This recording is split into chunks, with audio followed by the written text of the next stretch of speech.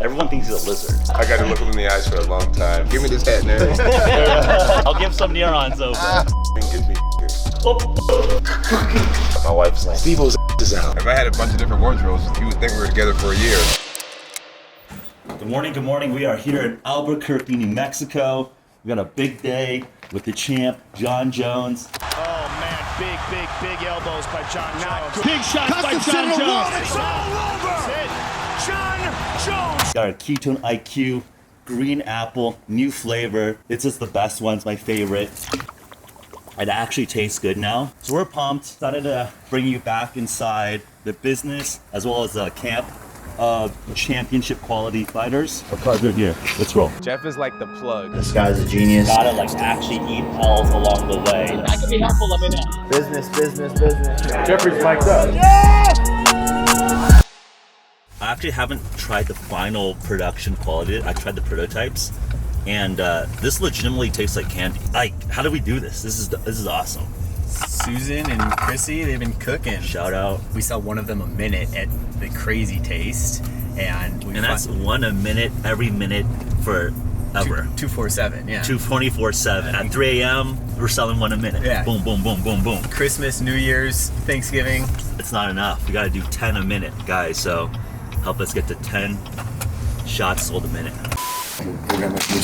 We're gonna do great things together. Abe's a legend in this business, so good to finally link, partner. It's always, it's always hard to get it your first time. Once you do it the first time, it's really easy after. So Business lesson right there. Yeah, it is. First time, get it over the hump, make it a machine. And the next thing you know, it just goes. That's the time. The one thing he's told me this over and over again. I don't like waking up, looking at Instagram, and there's like this clip of me just talking.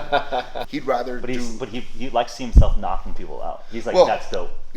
It's just, it's like that's his work. Yeah. You know what I mean? So it's like, like anybody, if you have a sculptor, he wants to see his stuff go up. Same concept, He's gotten to the point where it's like, 6 figures to have him on a podcast. And it's like, that's kind of where he's at. He's like, that's my price, and I don't want to talk, and people want me to talk. They got to pay for me to talk. And, all right, fair. Our style of just like getting to work and partner with people, it's not like some Hollywood, let's put you into like a little puppeteer. We want to build friendship, long-term partnership, hang out and kick it, and then just boom, capture all of these small interactions. I think that is going to be the future of these types of media. I think that's what people want to see, real things behind the scenes. We've seen that with W, you see that with Ketone-IQ. I think we're really building a playbook of how to build consumer brands in 2024. Hopefully this is entertaining, but informative for future business school case studies. Jon, Hey, how are you? good to see you. Good to see you guys. Hey, I'm excited too. You have some fun stuff in store for today. Oh boy. I heard me on the treadmill. Wait a minute, just here. I think the world's excited to see you back, man. Dude, I'm excited to see me back. I've been smashing at practice, just in the swimming pool, in the weight room, just everywhere. I feel really great right now. I think the first step to being a billionaire is look like a billionaire. Yeah, hell yeah. That's the main reason we started this company together. Yeah. I'm not as smart as Jeff, but he looked at me. I was like, yo, this is my ZUCK. Like, me and you gotta go places. But ZUCK is fit. I mean, he wants He's trying to get on. He's like, but Zuck's fit.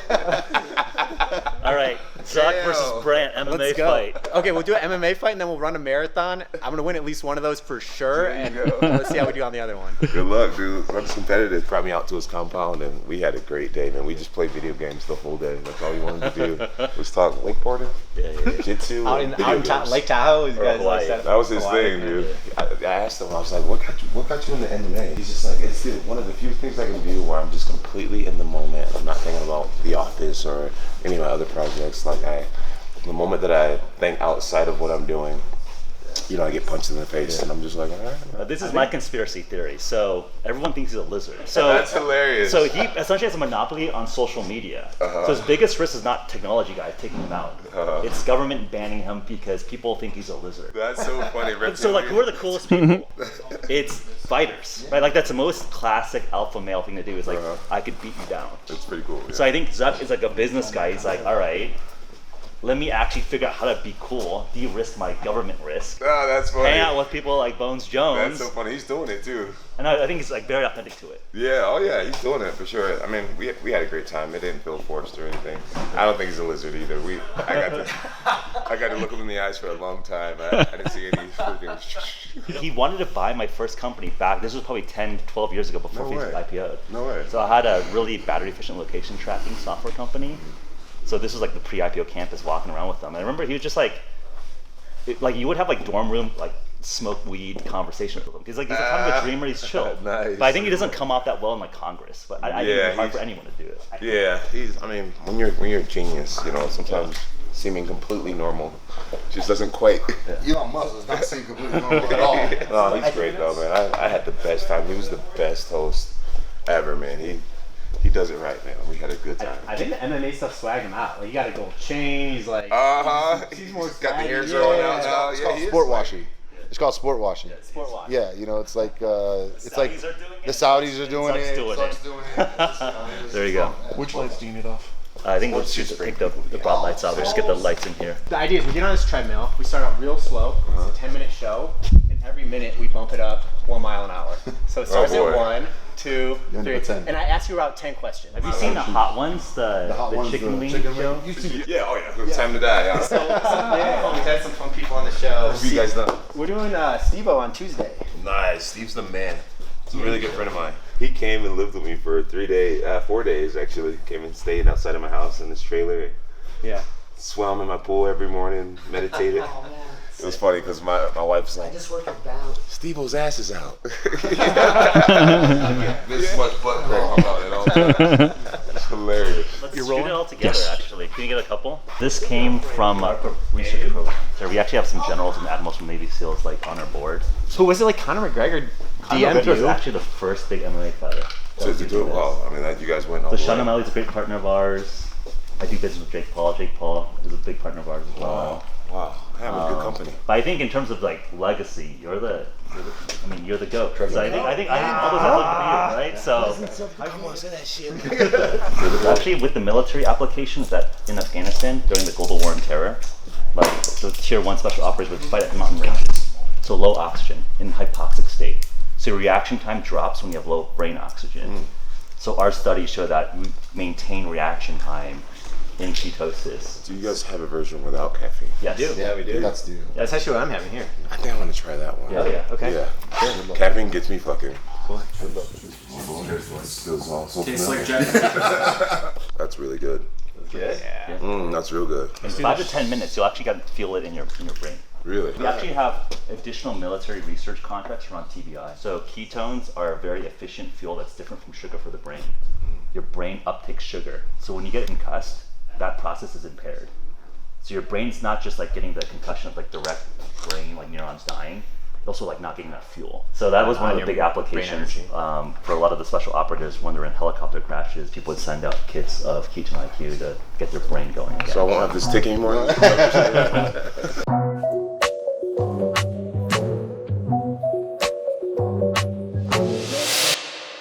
So the last time I was in Albuquerque was when I was a high school science fair competitor. So the Intel ISEF is for the top international science fair students. I know Mike Brent was also a competitor. I went another year. I went to Phoenix. I think we overlapped there. I went to Phoenix, I went to Albuquerque, and I went to Indianapolis. So this is like Olympics for like high school nerds. Fair enough. So you're probably doing like wrestling and like combat sports championships. I was doing science competitions. Fair enough. Jeff Wood was writing patents. Give me this hat, nerd. To make you smarter. I need to get more strong and buff. I'll give some neurons over. We'll merge. Asian, black, we become like hybrid, future of humanity. We're like Tiger Woods over here. Oh shit. What is Albuquerque known for? Other than like literally I feel like it's MMA capital. They know you're here, they know Jackson Week is here.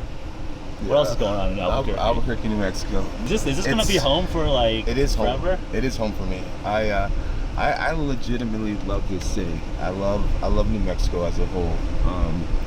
I think it's one of America's like best kept secrets. It really is. Like once you come here, you stay here for a while, you'll realize that some of the people here are some of the friendliest people you'll ever meet. We have some pretty bad areas as well. We're known to be one of the rougher cities.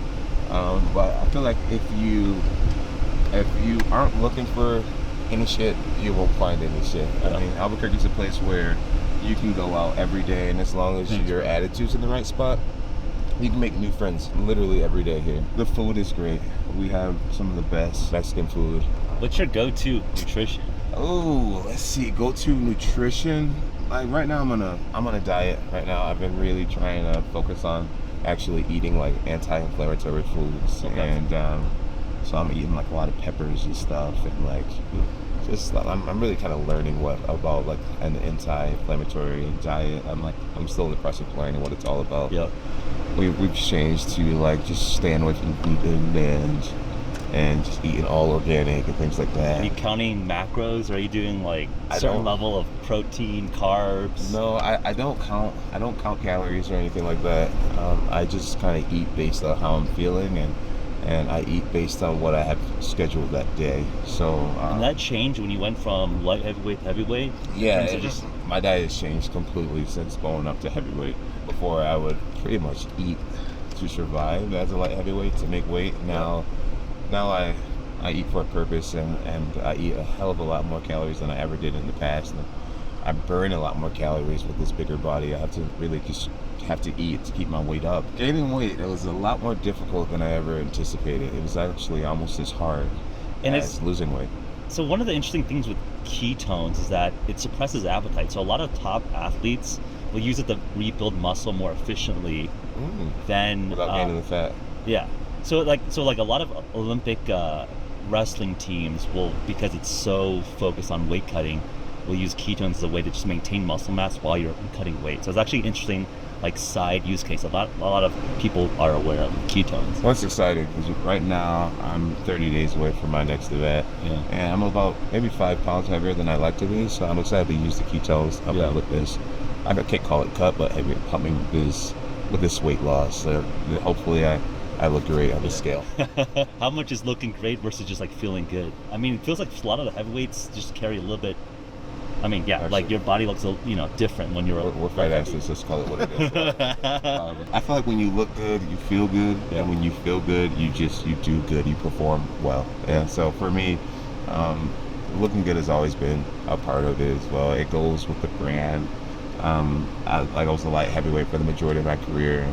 Being able to take your shirt off and flex and look like you've been working really hard, it matters. And a lot of fighting is also psychology, and so when your opponent sees you and you look like you've been on the grind, you look like you've been suffering, it definitely plays a factor in your opponent's head. So I'd like to always show up to the competition looking the part. My last fight was my first time at heavyweight, and I definitely didn't do it right. I wasn't very proud of the way I looked on the scale. So you wiped Cyril usually. I did wipe Cyril again. I didn't look very fit in my last competition, but I felt like I was one of the most complete athletes in the UFC roster at the time.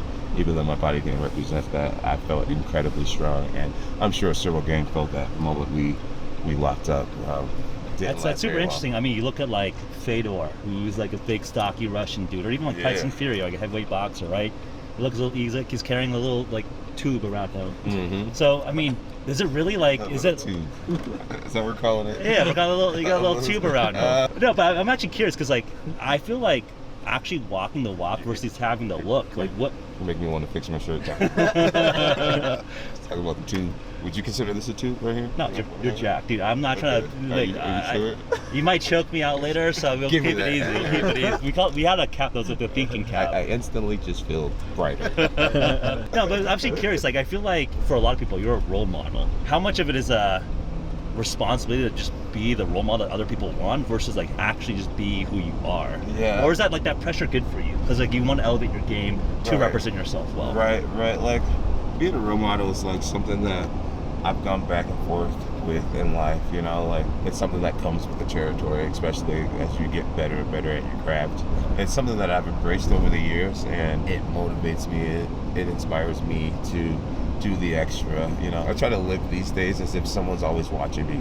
Yeah. And I'm grateful for the platform.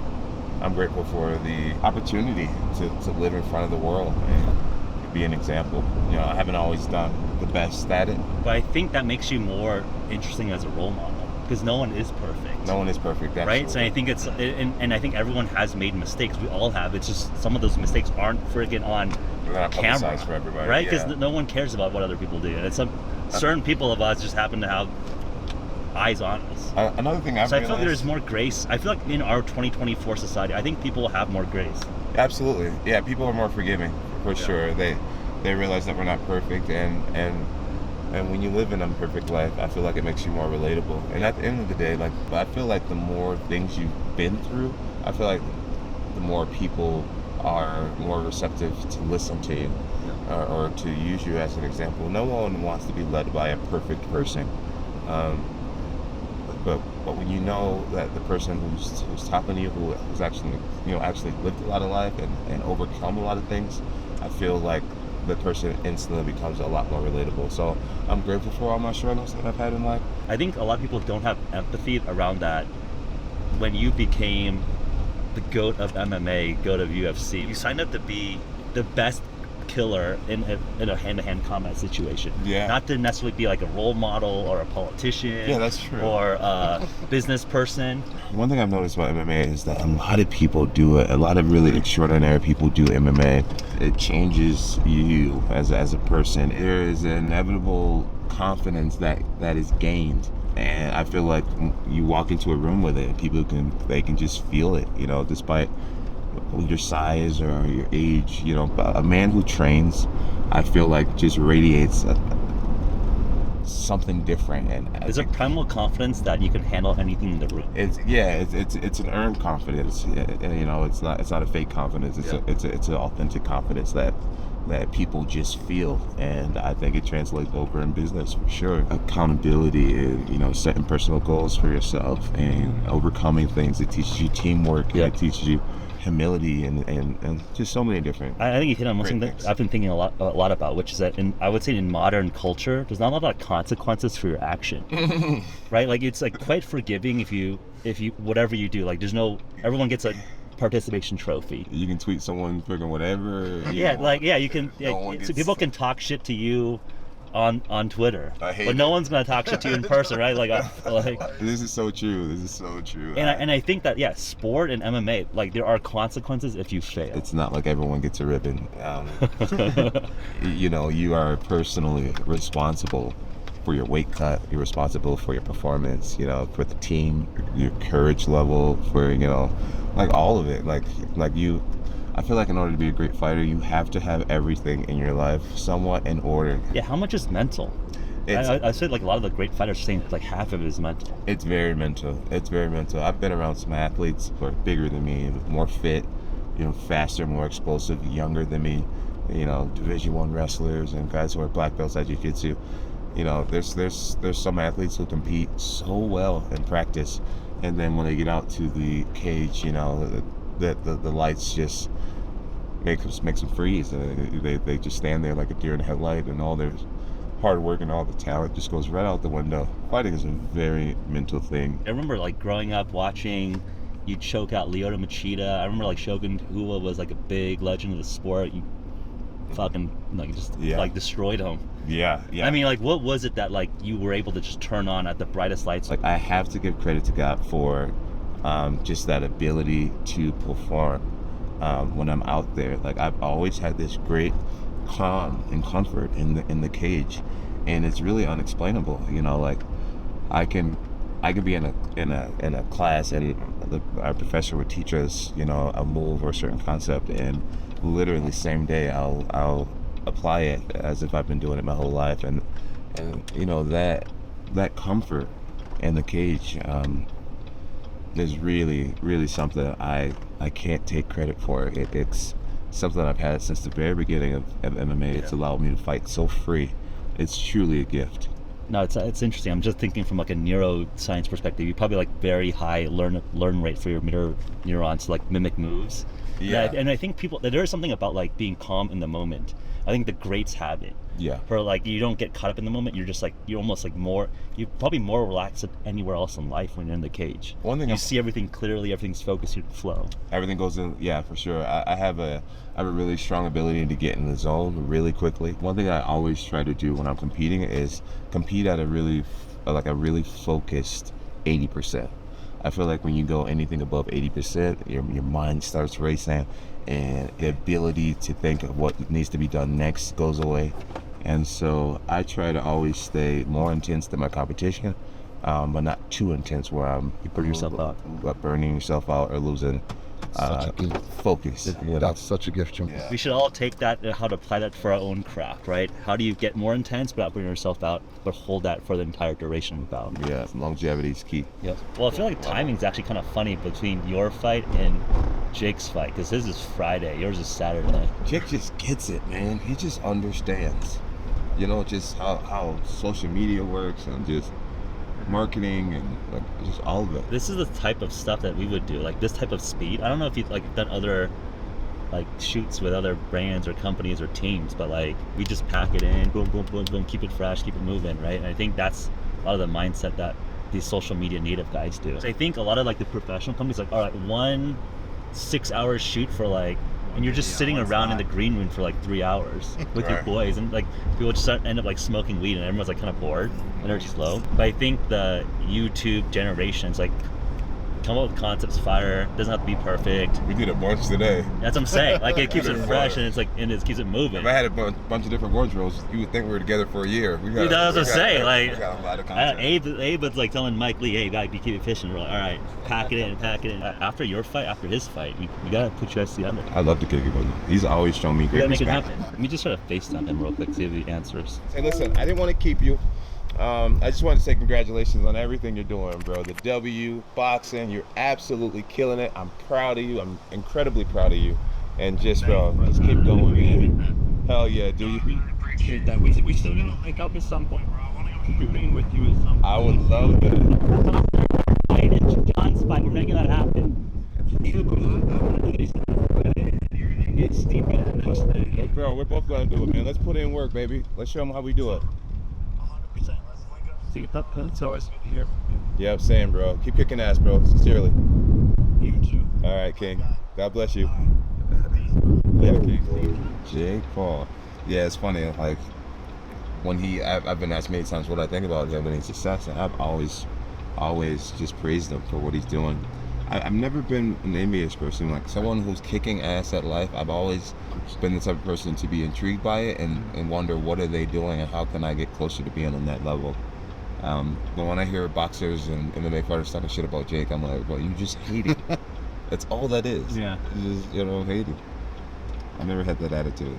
Conor McGregor joined the sport and just made all the money that most fighters ever dreamed of. Yeah. I admire that about him. Not an envious bone in my body.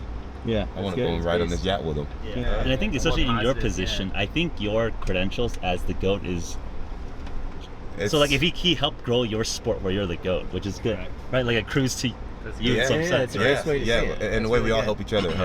Trying to dance someone's light won't make yours brighter. Exactly. Muhammad Ali's star is the only one that's not on the floor. Oh wow. They put it up on a wall. Wow. It's the only star, which is really cool.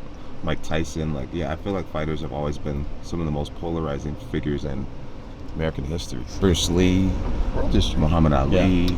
Dude, thank I think Bruce Lee could actually fight. Yeah, Bruce Lee would whoop some ass for sure. He was small. He was a small man. Respect. You gotta respect the Asian brother. Yeah, for sure. Got rice, bitch. Got rice. Got food, got clothes, got spice. You know that one? Yeah. That's a throwback. Dude, this guy's got more Asian culture than me. I'm just whitewashed as fuck. Shit. Appreciate that. Shit. You speak pretty good Mandarin. That's a not bad, huh? Shit. Ni hao ma? Hong Kong.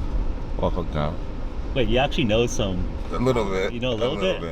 What got you into Chinese culture? I've been training around people from all over the world for so long, and I've always prided myself on just asking questions.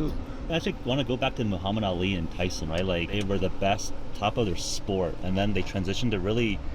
They were commenting on politics. They were cultural figures. Not to put like too much expectation on you, but out of MMA, like you have that potential to really make culture and change how Americans think about social politics, how we should injustice, how should we act. Yeah, I mean, I'm actually curious. Like, is that a weight? Is that something exciting? Is that something you wanna like take up the mantle on? I feel like I don't really get into politics. I do feel like being a public figure, being a world champion, there is an obligation to stand for good. And I just try to stand for good, like in the life that I live, like in the way that I treat people, the way that I don't judge, and the way that I don't really have prejudice, or, the way that I love everyone despite race or culture. I have friends that are Muslim. I have friends that are, different races and different political beliefs and everything like that. And I just try to stay loving, and I try to stay neutral, and I try to stay open-minded and allow people to be who they are and just show complete love. And that's my way of just being an example to the world, of just inclusion and accepting people. I think there's just so much happening in the world, and the way that I try to change the world is by raising good kids that are going to be productive citizens, loving citizens that are going to add to the world. Yeah, no, I think that's well said. I feel like because the world's gotten so political, it's easy to like pick a side, and it's almost like harder to like be above the fray. Yeah. And I think sometimes it's also just like a very complicated question, because whatever side you pick, you're gonna hurt someone. Piss off half the people. Exactly. Like, I don't know. I party specifically, personally, at a very deep level. Like, why would I limit my options of how many people I can reach? Right. Like, unless one of these people are like, okay, I've known them for 20 years. Like, I actually have influence over policy. It feels like it's almost too cheap and too easy to like sell your brand and your platform for a random party that they don't even really value your contribution. That's the way I look at it, right? Like, I don't need to go choose a side if I don't even know these people that well. Right. If it's not affecting me, I tend to stay to myself about situations. I feel like opinions are like assholes. We all have them, and yeah, I try. For the most part, I keep to myself. Now, in my household, I definitely share my opinions with my family and what I believe is right and wrong. But for the most part, when it comes to publicly, I allow people to be who they want to be, who they feel they were born to be, and I think that's only right. It's only fair. But Ali and Bruce Lee were probably the two biggest like innovators. They were very philosophical, right? Like, I feel like Bruce Lee's sayings are almost like poetry. Mm-hmm. I love how Bruce Lee said, to be like water. I also believe that it's important to stand as firm as a mountain. Nice. I look at this mountain right here on the east, and I look at it for its like I admire it for its resilience and how it's stood the test of time, and how it's just always going to be there. I think it's important to sometimes be able to. It's nice to be able to flow like water, but to be able to stand firm year after year, despite what the weather is, what the temperature is, whether despite what life is thrown at you, to be resilient and through your ups and downs. Your pillar, your foundation. To be an unmovable force, to not quit, to not give up, to sustain yourself and to last. I think that's an important thing. Like, I feel like mental health with men, suicide, like men commit suicide so much higher than any other person, and so for men, I think it's important to like. Why do you think that is? Just stand strong. Why do you think? Because we don't speak enough. We're afraid to be vulnerable with each other. We're afraid to cry. We're afraid to talk about our emotions and our real feelings, and it just causes loneliness. I think another thing is that young men aren't getting counseled. They don't have big brothers in their lives to teach them what's right and wrong, and teach them about their emotional maturity and things like that. Like, I just think talking sets us free, and I think it's something that we just need to do more. We need to be more vulnerable, get more in touch with our emotions and our sensitive side. I think it keeps you alive. That's one thing about me that I don't think a lot of people realize, how much of a sensitive, emotional person that I am. People just assume, oh, he's fine, he doesn't feel anything, but I'm very in tune with my emotional side, and I talk a lot with my guys, and I think that's why I built such a strong fight team. Yeah, because we're more like a men's group than we are a bunch of fights. That's dope. Yeah, we let it out, man. When the guys aren't feeling well between the ears, we really give each other that space and a safe place to tell each other that. Zero judgment. You actually respect it more being vulnerable. That's why I definitely pattern match with the greats. They're very self-aware, very cerebral. Like, I don't think you can perform at a high level consistently without being, like, just breaking yourself down, understanding your strengths, weaknesses. Like, you have to get philosophical. Like, that's like true wisdom. Yeah. And I think you gain that through adversity, through trial, through proving yourself. All right, epic 16 hours in Albuquerque. This is how we get efficiency, get things done. What do you think, Mike? We used every part of the buffalo. We did so many setup pieces, and then in between the setup pieces, we're just always also been like So fun stuff. Is always. I mean, I think this is like how I like to live life, right? Life is short, we have limited time. Just extract as much as we can from it. So I feel very blessed to spend time with some people that are the best at what they do, get inspired, learn from them, maybe offer a little bit of value back. Yeah, keep making a show for the people. Yeah, hopefully you guys are entertained. See you guys next time.